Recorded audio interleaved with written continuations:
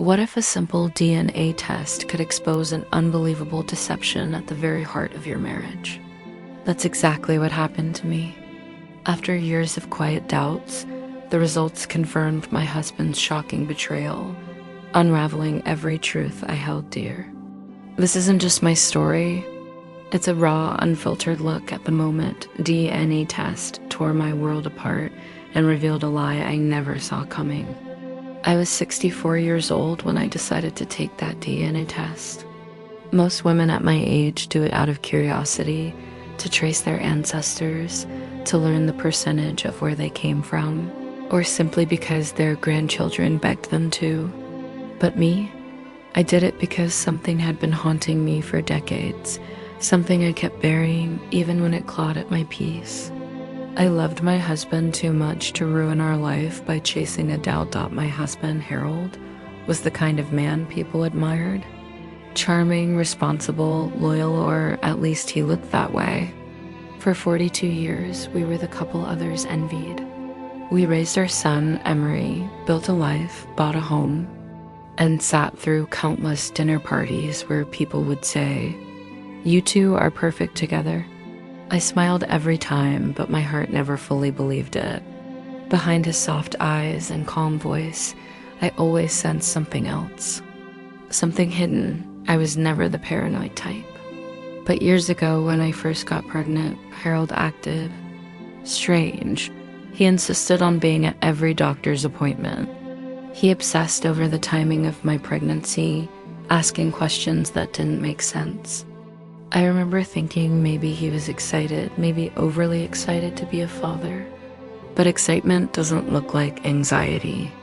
Excitement doesn't look like fear. After Emery was born, he stared at him longer than normal. Too long, as if searching for something. Once, when he thought I was asleep, I heard him whisper, "It worked out." Thank God. At the time, I brushed it off, telling myself maybe he was just overwhelmed or terrified of fatherhood. Yet those words stayed with me like a stain on a clean shirt hidden, but never forgotten. Life moved on. Emery grew, Harold grew softer, and I convinced myself I was silly for ever wondering.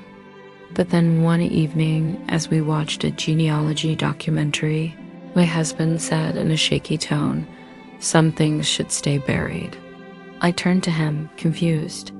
He avoided my gaze and pretended to change the channel. That sentence triggered every suppressed memory, every unease I'd ever had. So, after weeks of debating with myself, I ordered a DNA test. Not for ancestry, not for curiosity, for truth. I didn't tell him. Something deep inside me warned, if you ask him, he will lie. The day I spit into that tiny plastic tube, my hands shook. I asked myself over and over, why am I doing this at my age? What am I trying to prove? But I knew it wasn't about age. Cold truth doesn't lose value just because we get old. It took weeks for the results to arrive. Weeks where Harold became mysteriously affectionate. He cooked dinner. He brought me flowers. He even suggested we go through old photo albums together. At first, I melted into it, thinking maybe I was crazy, all these years letting suspicion poison something beautiful. But then the thought chilled me. Had he found out I took the test? The results arrived on a quiet Sunday morning. My hands trembled as I logged in. My heart pounded like a thunderstorm. I clicked the family tab, expecting the system to show matches for relatives. I expected my son's name, at least. Emery had also taken a modern DNA test last year for fun and connected it to the same company. His profile should have shown up as an immediate parent-child match, but it DID and single quotes T instead. A message sat at the top in bold red letters. Immediate family match not found. I stared at the screen, not believing it. I refreshed the page 5 times. I checked every tab. I logged out and logged back in. Still nothing. The system listed possible distant relatives. Cousins, third cousins. But no child. I read the notification again. and the room tilted. No immediate family match. No parent-child connection. Felt like someone had poured ice water into my veins. My son, the child I carried, the child I gave birth to, the child I fed, bathed, rocked through endless nights of fever. The boy whose hands first gripped my finger when he learned to walk. How could he not be genetically mine? My breath vanished from my body as a horrifying thought crept in. Was Emery switched at birth? Or was he not Harold's child? Or not mine?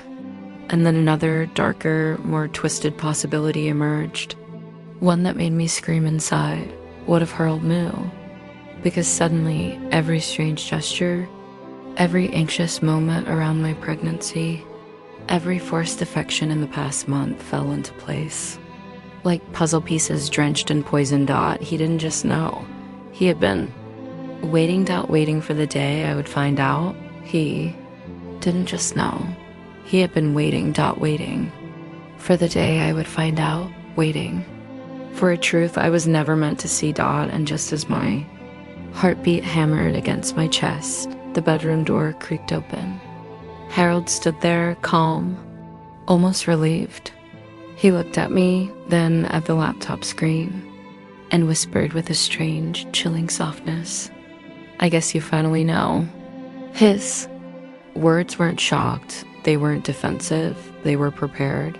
And before I could ask anything, before a single word could leave my mouth, he said something that shattered every remaining piece of my world. "Now promise me you won't tell Emery, because he can't survive the truth. He can't survive the truth."